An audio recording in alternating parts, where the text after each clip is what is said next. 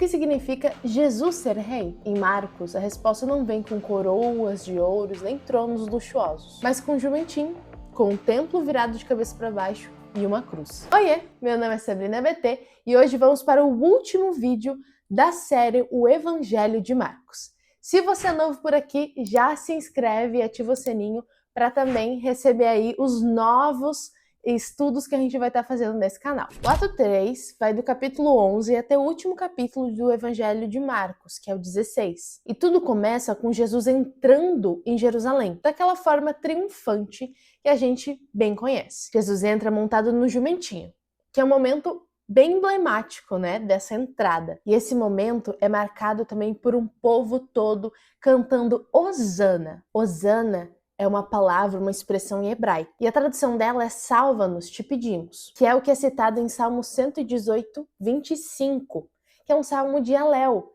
E esse salmo, ele é muito cantado justamente nas festividades judaicas da Páscoa. Então, nesse momento, o povo está proclamando Jesus como Messias, como Rei. Mas como a gente viu no ato anterior, a ideia que eles tinham de Messias era uma totalmente diferente de Jesus. Assim que Jesus entra em Jerusalém, ele observa tudo, ele entra no templo e observa tudo.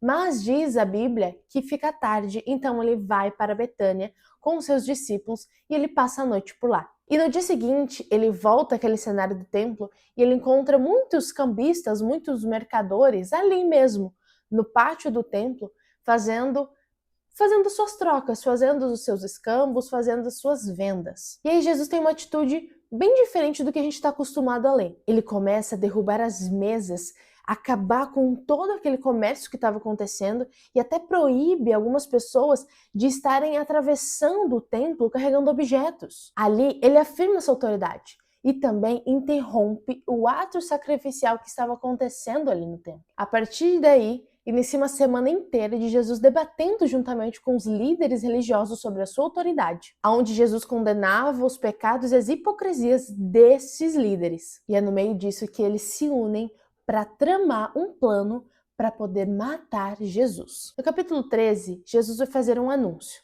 Ele vai dizer que aquele templo mesmo seria destruído em uma geração e que seus seguidores seriam perseguidos. Mas ele voltaria para estabelecer o reino e resgatá-los. E nessa narrativa de Marcos que a gente viu que fica cada vez mais corrida, cada vez mais os atos vão acontecendo rapidamente, nós chegamos então no capítulo 14 com Marcos relatando a última ceia. A ceia é um ato muito importante na cultura judaica, principalmente na Páscoa. Por quê? Porque ela lembra a libertação do Egito e o sangue que foi passado pelos umbrais. Se você quiser ler melhor sobre isso, você vai encontrar lá em Êxodo, tá? Mas nesse momento, Jesus está dando um novo símbolo para essa ceia, para esse cerimonial. O pão que ele repartia era o seu corpo, e o vinho que eles bebiam significava o seu sangue. Jesus, então, está se apresentando como o Cordeiro Perfeito, aquele que tiraria o pecado de todo mundo e libertaria todos da escravidão espiritual. A partir daqui a história vai avançando para mostrar a prisão de Jesus,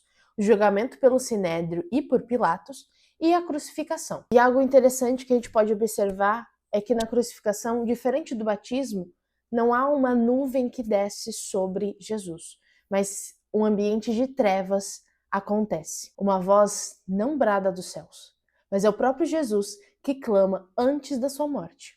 Assim que Jesus entrega seu espírito, Marcos vai fazer uma narrativa bem peculiar. Marcos relata que é o centurião romano que declara: verdadeiramente, este era o Filho de Deus. Nesse relato, é um centurião romano que é o primeiro a identificar a verdadeira identidade de Jesus. Jesus é o Filho de Deus crucificado, o Messias que morreu por toda a humanidade. Após a crucificação, então Jesus é sepultado, num sepulcro que nem é dele, que é emprestado. Mas no terceiro dia, enquanto as mulheres estão indo até o sepulcro, elas o encontram completamente vazio.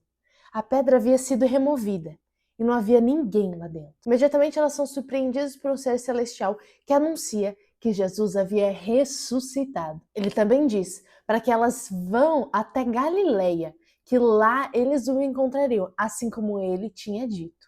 As mulheres ficam atemorizadas e fogem correndo. E dos manuscritos antigos, a história acaba aqui. da mesma forma que aconteceu o ato 1 e o ato 2, com medo e confusão. Quando a gente vai ler à luz dos outros evangelhos, a gente pode entender que então provavelmente elas foram correndo para contar a notícia aos outros discípulos e elas não comentaram nada com ninguém no caminho. Mas se no agir não acaba, então o que são os versos 9 ao 20? Em alguns manuscritos antigos existe uma nota dizendo que estes versos foram colocados posteriormente. E esse final está com bastante concordância com o que a gente lê lá no final do Evangelho de João também. Então é possível que o final desse evangelho tenha se perdido, ou que ele nunca tenha sido terminado. Mas é mais provável que Marcos tenha terminado assim, abruptamente, de propósito. Marcos tem o foco de mostrar Jesus como Filho de Deus, sofredor, crucificado, mas ressuscitado. E essa ideia é para que cause uma provocação no leitor, assim como fez essa provocação nos próprios discípulos. Que no final, este fato sobre Jesus te assusta e te paralisa? Ou te encoraja a acreditar nele e anunciar as boas novas? E o Evangelho de Marcos termina assim, com uma porta aberta e uma pergunta. Você vai sair correndo em silêncio ou vai contar para todo mundo que o rei ressuscitou? E aí, qual é a sua resposta?